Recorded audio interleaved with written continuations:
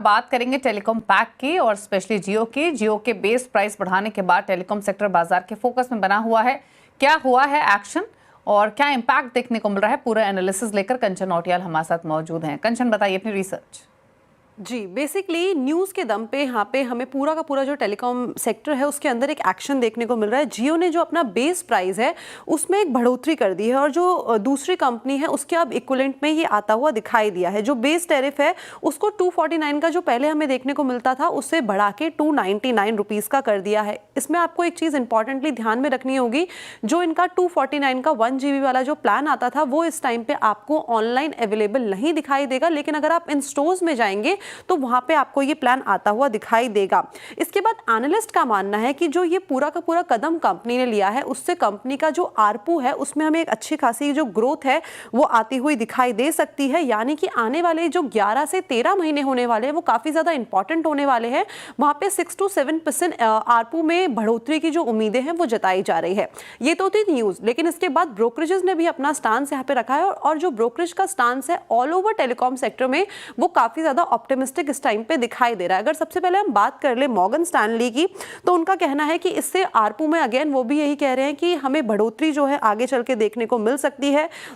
जो entry level plan है उसको अब बढ़ा दिया गया है, जिससे ओवरऑल जो कंपनी का रेवेन्यू है उसमें आने वाले टाइम पे अच्छी खासी ग्रोथ की जो उम्मीदें हैं वो जताई जा रही है। अगर पर्टिकुलरली फिस्कल ईयर 27 की बात करी जाए तो वहाँ पे जो 4G और 5G के प्रीपेड दाम है वहाँ पे हमें हो सकता है कि 15% तक का हाइक जो है वो देखने को मिले। और ये जो अगर हाइक आता है तो वहाँ से ओवरऑल कंपनी के नंबर्स, इनफैक्ट जो कंपनी के ऑपरेटिंग नंबर्स है उसको एक अच्छा खासा सपोर्ट मिलेगा। इस टाइम पे अगर हम जेफरीज की माने तो उनका भी कहना है कि अगर Q1 का ही परफॉर्मेंस देख लिया जाए तो वहां पे हमें 16% की ऑल ओवर ग्रोथ देखने को मिली है। यही नहीं बल्कि जो भारती है और जियो है उसका मार्केट शेयर भी डायरेक्टली हमें जो गेन है वो उस साइड पे जाता हुआ दिखाई दिया है। हालांकि हो सकता है कि Q2 में नंबर्स में हमें थोड़ी सी नरमी देखने को मिले, बिकॉज इस टाइम पे हमें कोई भी टैरिफ हाइक नहीं होता हुआ दिखाई दिया है।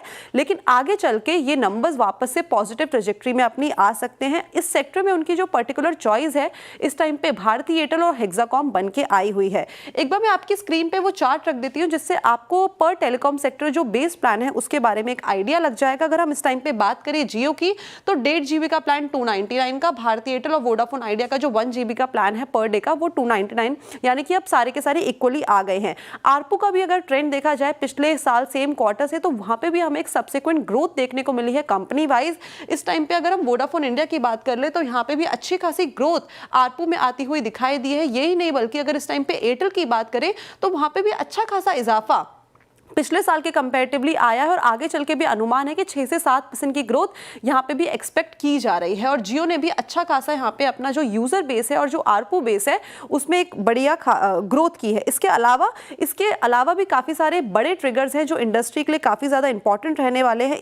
इनका कहना है कि जो डेटा सर्विसेज है उसका जो यूज़ है वो हमें इस बेस प्लान के चेंज से बढ़ता हुआ दिखाई दे सकता है। भारत नेट प्रोजेक्ट से भी जो आगे के बड़े ऐलान हैं वो मुमकिन दिखाई दे रहे हैं। ये नहीं कि जो 5G कवरेज है उसमें आगे चल के और भी सुधार की संभावनाएं जताई जा रही है। तो काफी सारे मेन ट्रिगर्स हैं जिसकी वजह से टेलीकॉम सेक्टर आज बज़ है। ओके।